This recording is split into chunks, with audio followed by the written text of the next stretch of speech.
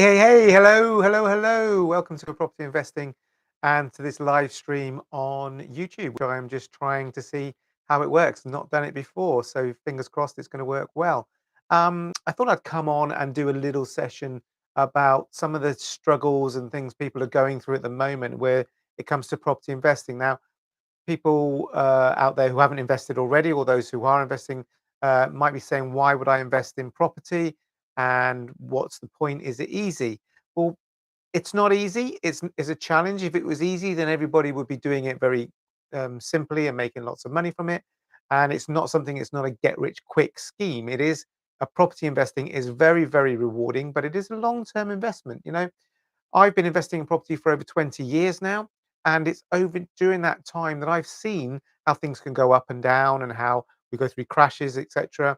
But property over that period of time, over the 20 years, has just kept going up and up and up.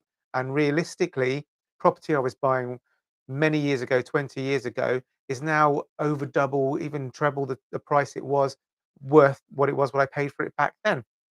And so I'm now looking at some really good equity in my properties from the ones I bought way back then.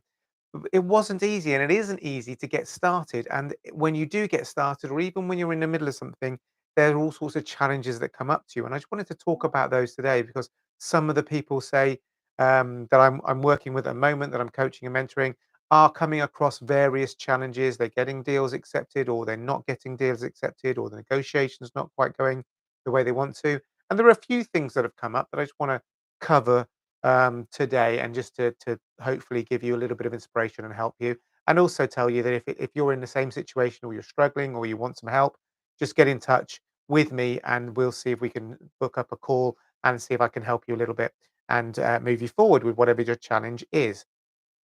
So one of the challenges that I wanted to talk about is, for example, choosing the right letting agent. Now, I have a client who's bought a property, got a great deal, got great equity, and is looking to rent the property out and make a good little income on the property.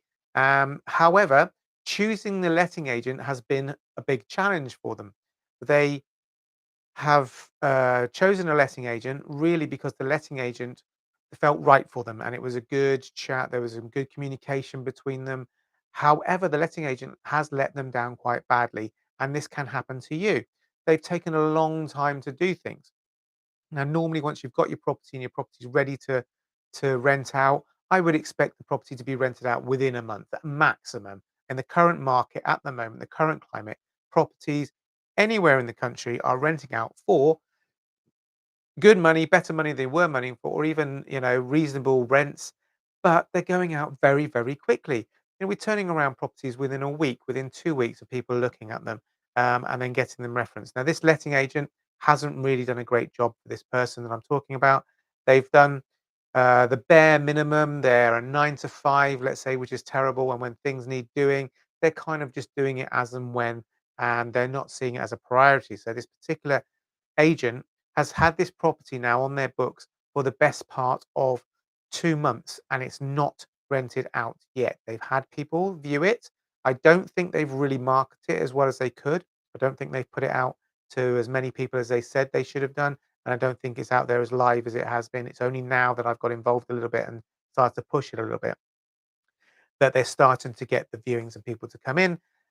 Now, there's 2 things here that are relevant. One is the person I'm working with really felt a good connection with this particular agent and thought this agent would do them a good job. There are other agents out there that were recommended. This agent was not recommended. The other agent was recommended by other clients I've got, and they decided not to go with the other person, and go with this person. And that's fine. That's personal preference. But what has happened is there's been this challenge of no tenants coming in and no rental income coming in, and therefore the property costing money for longer.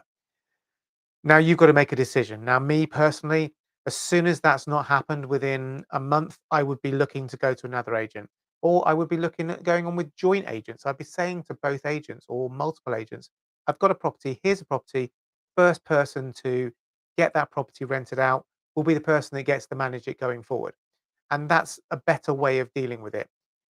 Obviously, you've got to pick a couple of agents that you like. It's not just any old agents. Maybe one that's been recommended, maybe one that you've got a good rapport with, and maybe a third one along the way, but two definitely, and that'll help you get to where you want to be.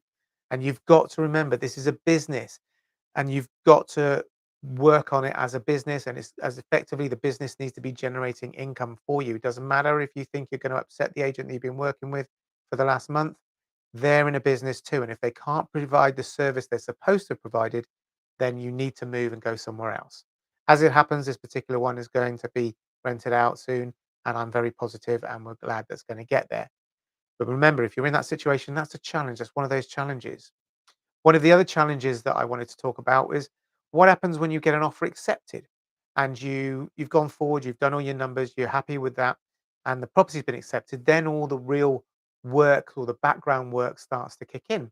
You've got to get a survey done, you've got to get searches done, you've got to start talking to letting agents and builders if you've got works that need to be done and getting those kind of things in the process of going. And that can go slowly also if you don't drive it. And there'll be challenges along the way. Maybe you've had a survey and the survey has picked up something that you weren't expecting. It could be that that could be a point where you go back to the seller and say, look, there's a problem here with whatever it is. Let's say, for example, it's the roof that wasn't picked up when we looked at it before. There's a cost being involved in the roof. I had one that was going to be about £2,000 cost involved in the roof. Now, I've already got this property at a discount price. I've already got it reduced. I've already negotiated to get a price down. So going back to the person to say you want more of is always going to be a challenge or taken, perhaps not taken so well. So what the best thing to do there is if it's a £2,000 bill for the roof, then you might say, look, meet me halfway. Let's knock another £1,000 off the cost of the property. And that might be a negotiation tool. There may be things that come up in the survey and you didn't realize, which is a positive. You may have an extra bit of land you weren't aware of, or you may have to do things out there that you weren't expecting to do. So, for example, you could have something like a shared area that you didn't know about that you have to share with other people that are living on the block or own properties on the block. There may be a communal sort of cost involved. All these little things start to come up, and they'll start to pop up. Things like the searches may throw things up. You know, are you responsible for the drains on your property, or is the local waterworks responsible for that? Utilities company responsible for that? Do you have a water meter? Do you have a gas supply? Do you have electric supply? All these little things are lots of little things and challenges that you need to deal with, and they can seem a little bit overwhelming if you've never done it before. But remember, they're all little challenges that are moving forward, and just keep remembering that this is long term. In the long term, this property is going to work hard for you and going to generate you income for the rest of your life if that's how long you want to keep it for. It's going to generate you money and it's going to go up in value. So all these little things need to be dealt with and worked out. The little challenges that come up along the way are always, always, always interesting. And then, of course, the third point that I really wanted to talk about, and the last point I wanted to talk about on this video and live, is negotiating. You know, when you're negotiating and you're looking for deals, we spend a lot of time working with the clients that I work with and mentoring and coaching them and talking about how to negotiate, how to find the right deal, how to find the right areas, how you work around and making sure that everything's going to be correct for you. And that's very, very, very important. And you don't always get a yes when you put a offer in. You know, a lot of people come along, they do all this work, they decide this is the right area, they go out, do some viewings and put a couple of offers in, they get turned down, and then they get a little bit despondent and think it's not going to work. Well, it isn't going to work on just two deals, isn't going to work on just two offers, rather, or two viewings. You have to be persistent and you have to put multiple viewings in, lots and lots of viewings, get to a point where you're getting lots and lots of offers over. There are certain statistics and certain numbers which I'll share with you, I share with my clients that work really well in certain areas, and you have to go on those negotiations and you have to stick to your numbers. Soon as you start straying from your numbers, then the property is going to start being less efficient or less return on investment and less of a real property investment for you.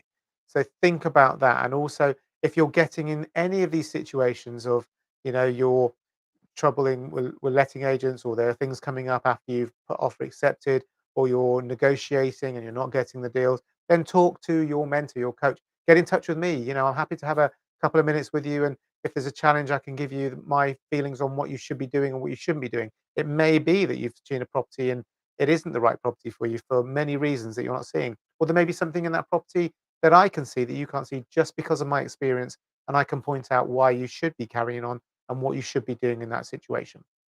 All of these things are really, really challenging. And when you're new, or even when you've been going for a little while and you're not really getting over the line, or you think you're not getting over the line, you are moving forward. And remember, you are moving forward. You are getting to where you want to be.